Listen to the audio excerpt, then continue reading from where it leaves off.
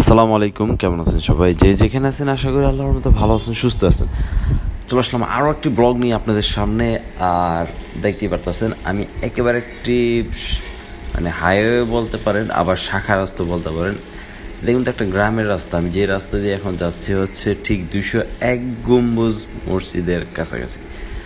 আর এই 201 গম্বুজ মসজিদ হয়তো এই ব্লগে থাকছে না, আরও দু একটা ব্লগ যেতে পারে, তখন আপনারা দেখতে পারবেন। বা আমার আরও একটি চ্যানেল আছে, ফয়সাল এফটি ব্লগ, ওই চ্যানেলটায় দেখতে পারেন 201 গম্বুজ মসজিদ।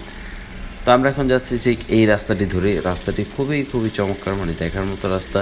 আশেপাশে হচ্ছে ধানক্ষেত, তারপরে মাঝখান দিয়ে হচ্ছে রাস্তা, গ্রামের রাস্তা, খুবই চমৎকার। আর যেতে যেতে কিছু কথা বলি আপনাদের সাথে, যেগুলো হয়তো আপনাদের কোনো কাজে লাগতে পারে। আমরা যখন একটা বাইক রাইড করি, তার মধ্যে কিন্তু সবচেয়ে মূল হচ্ছে পিস্টন। যতটুক আমরা জানি বা শুনি, এর মধ্যে কিন্তু পিস্টনটা কিন্তু একটা ইম্পর্টেন্ট জিনিস। আসলে পিস্টন যায় কী জন্য বা ক্ষয় হয় কী জন্য, এটারও কিছু কারণ আছে। কারণ হইতেছে, যেমন আমরা যদি সঠিক টাইমে মোবিলটা যদি না চেঞ্জ করি বা সঠিক টাইমে যদি একটা ভালো গ্রেডের মোবিল ইউজ না করি, এর জন্য হয়তো তাড়াতাড়ি আপনার পিস্টনটা নষ্ট হয়ে যেতে পারে বাইকের। এটা সবাই জানেন, আমি যে বলতেছি তা না। যারা বাইক রাইড করেন বা যারা বাইক কিনবেন, এই জিনিসগুলো খুবই খুবই খেয়াল রাখবেন। তারপরে যদি আমরা প্লাগের দিকটা বলি, হয়তো অনেকে দেখা গেছে একটা প্লাগ লাগাইছে, একটা প্লাগ লাগানোর পরে 10,000 5,000 কিলো চালায় ফেলাইছে, তারপরও ওইটা দিয়েই কিন্তু বাইক চালাইতেছে, আর চেঞ্জ করে নেই। তো আমাদের উচিত এইসব দিকগুলা দেখা, যে প্লাগটা আপনার ঠিক আছে কিনা, বা নিচের যে মাথাটা ভিতরে থাকে, যেটা থেকে ইঞ্জিনটা স্টার্ট হয়, তো ওই জিনিসটা অনেক সময় দেখা গেছে পুরো কালো হয়ে যায়।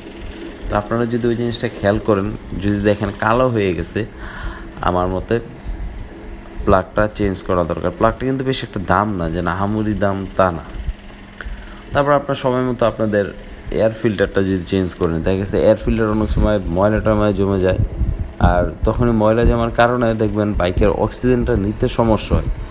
আমরা যেমন অক্সিজেন নেই, বাইকেরও কিন্তু যেমন অক্সিজেন নেওয়া লাগে। এটা কিন্তু একটা কমন জিনিস। কারণ হাওয়া যদি না নিতে পারে, তাহলে তো ইঞ্জিন স্টার্ট হবে কি দিয়ে?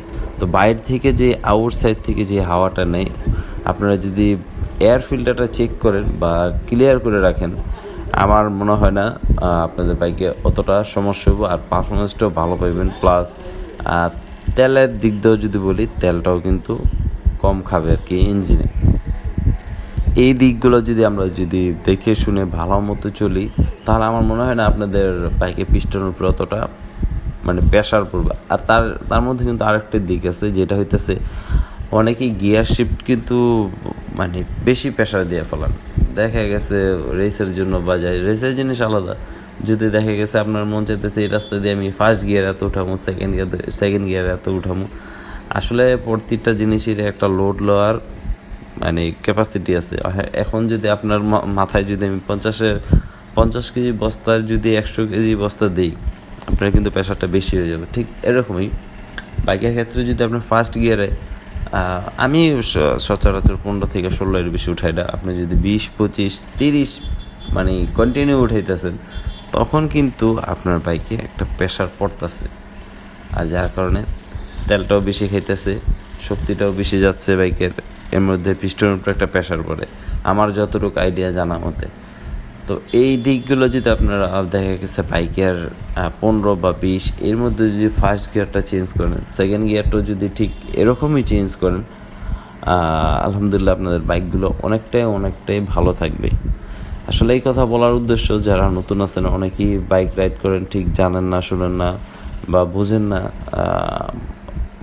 উল্টা ড্রাইভ করার পরে দেখা গেছে বাইকে একটা নতুন বাইকের সমস্যা হয়ে যায়, তখন সার্ভিস সেন্টার নিয়ে দৌড়াদৌড়ি করেন, এই সে নানান দিকে। আর পিস্টনের ক্ষেত্রে কিন্তু সার্ভিস সেন্টারে খুবই কম চেঞ্জ করে দেয় তারা, এমন না যেন সাথে সাথে চেঞ্জ করে দেবে। নতুনের ক্ষেত্রে দেখা গেছে বলবো 3,000 কিলো চালান, তারপর আমরা দেখতেছি 3,000 পার করবেন, তারপরে টোকান মিলাইব, তারপরে দেখা গেছে যদি না হয় তখন চেঞ্জ করে দেব। কথাগুলো আপনাদের সাথে একটু শেয়ার করলাম। আশা করি আপনাদের কথাগুলো কাজে লাগবে, জিনিসগুলো কাজে লাগবে। আর ভালো লাগলে চ্যানেলটা সাবস্ক্রাইব করতে পারেন, লাইক কমেন্ট শেয়ার দিতে পারেন। বিদায় নিচ্ছি এখান থেকে। দেখা হচ্ছে আপনাদের সাথে যে কোনো পরবর্তী নতুন কোনো ব্লগ নিয়ে, নতুন কোনো কিছু নিয়ে। সে পর্যন্ত সকল ভালো থাকবেন, সুস্থ থাকবেন। আল্লাহ হাফেজ।